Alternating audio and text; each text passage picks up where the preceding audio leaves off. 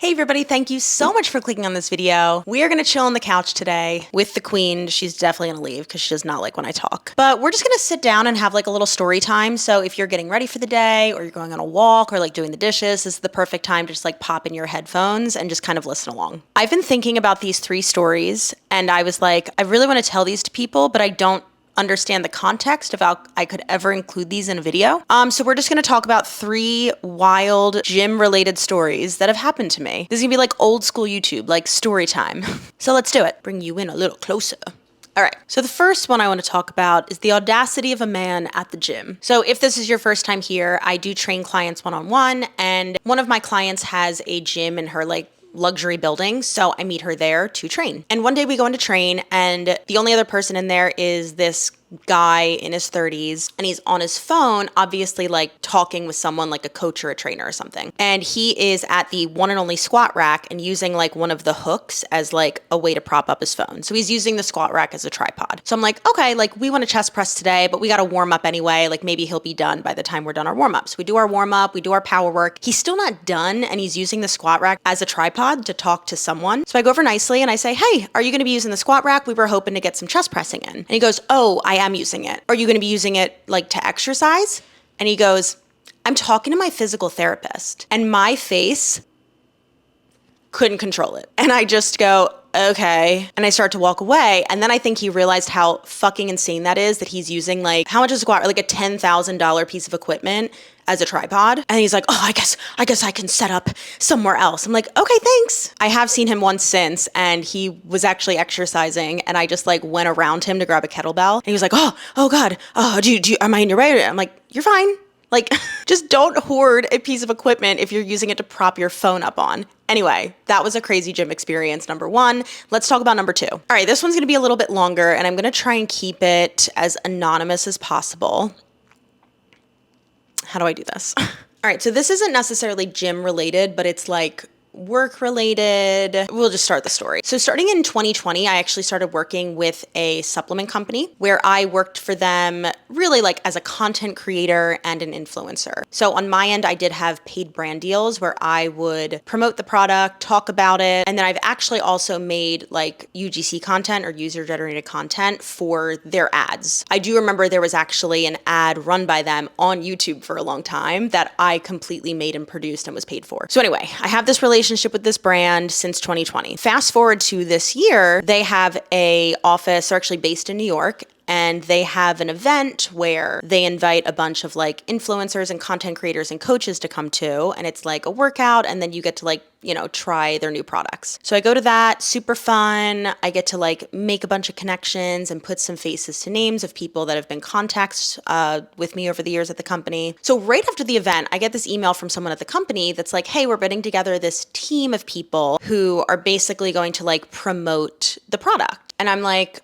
oh yeah, like in my brain, I'm like, okay, I've only ever worked with them as a content creator and as a coach. So they're putting together some team of like coaches to promote the product, kind of like how Adidas does and Nike does, and they're forming this. And I'm like, oh, hell yeah, I'm in. So she's like, great, we're gonna have, you know, a training event on this date. We'll talk more about what, you know, is actually expected of you and blah, blah, blah. But in the meantime, we actually have a last second event coming up next week. Would you want to work it? I'm like, hell yeah. So I don't really get any details of it. I just get like, hey, show up at the office, and then we're going over to this athletic wear company where they have a rooftop. There's going to be like a workout and products. So in my mind, I'm like, okay, it's going to be like a bunch of coaches and influencers and content creators taking this class and showcasing the products for social media content. I don't know. Again, I have no info on what this group of people are for. So I get to the office and I am immediately given a branded shirt and given instructions to start loading up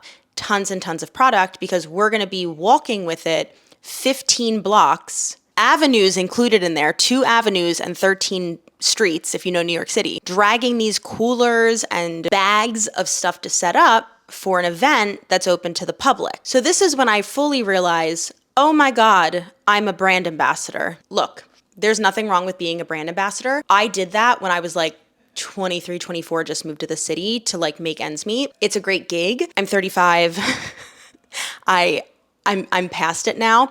And I feel like I was very dramatic on this day. Like, we'll talk about it in a second, but like the number one thing is that I never saw that coming because I have only worked with this company as a content creator and a coach. So anyway, I fully realized, I'm like, fuck, what did I get myself into? So I'm like, okay. So we load everything up. We're going on the service elevator and we walk the 15 fucking blocks. I'm drenched in sweat. Everything hurts. I'm talking like dragging 2 giant coolers and all this shit on my back and my own bag. So we get to the location, we have to load everything up the elevators, we go to the rooftop, we're setting everything up. It's like crazy sunny, it's so hot, I'm drenched. And then I get to work this event, handing out the product and talking about the product. You know, the contact is like, oh my God, you're so good at this. And I want to be like, yeah, I've been talking about this product for 4 fucking years and getting paid for it, much better than I'm getting paid for this. So as the event's going on, I quickly realized that, oh my God, I'm gonna have to break down all of this and walk back the 15 blocks to the office. Great. Also, side note, like, again, I worked as a brand ambassador. There should have been a van. There should have been a fucking van. There's no way in hell. Like, that was insane. That was like worst case scenario. Honestly, that is not how you run an event. Anyway, so I will say the only good thing to come out of this, I mean, I did get paid, but it was literally under $100 for like 5 hours of work and manual labor. Not worth it. I would have paid $200 to not have to do that. But I will say the only good thing to come out of it was that the clothing wear brand did give us like 1 free item from the store downstairs, which was very nice and very kind. So I do just want to acknowledge that in case anyone ever sees this. But anyway, we get back to the office and we're taking everything out and we're already past the time of when I was supposed to be done. Like, I was supposed to be done at 8, it's already 8:30. And they go, okay, and now you have to wash all of these things and dry all of these things and put everything away. And I'm like, is this a fucking joke? So I do all of it and then it's like 9 o'clock and like, oh, and you know, if you want to stay, you can help set up for the event tomorrow. And I'm like, no, I need to leave. Goodbye. And then I immediately the next day sent an email that was just like, hey, there's been a misunderstanding. I've been working for insert company for 4 years as a content creator and a coach. I'm not interested in being a brand ambassador, so I won't be working with this team anymore. And they're like, oh my gosh, I didn't know, you didn't realize, like kind of gaslighting me. And I'm like, what the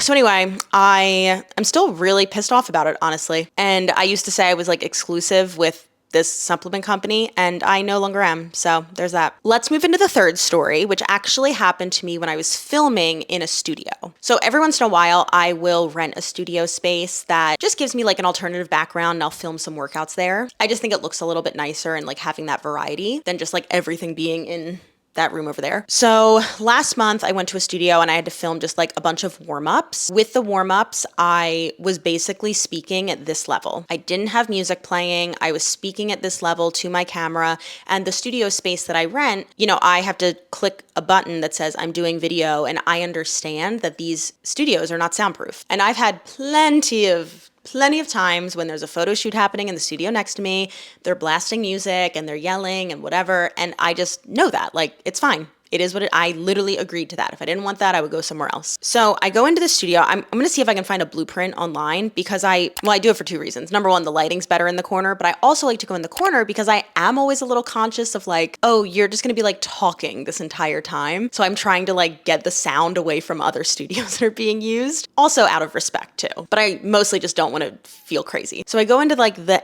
end little corner by the windows. There's no studio behind me. The studio's all the way on the other side, like the one next to me. And I'm about halfway through my session and I get a little on the door. So I stop filming and I run over and it's the guys next to me. And they're like, hey, can you like stop talking? I go, what? Yeah, we're trying to film next door and like we're filming a short film and all week like we keep picking up you talking. And I go, sir, I'm not speaking any louder than how I'm speaking to you right now. And I'm all the way on the other side of the studio. Like, yeah, well, we're just picking it up. So like, can you quiet down? And I said, no. And they were like, what? I said, look, I am speaking at the same level that I'm speaking to you right now. I am not playing music. I'm not screaming. I'm not even jumping around. In your rental agreement, because I rented to video shoot, it says that these studios are not soundproof. So if you have an issue with it, you can go talk to the front desk or call a manager. But I will finish up my time and I will continue talking to my camera. Slam, lock.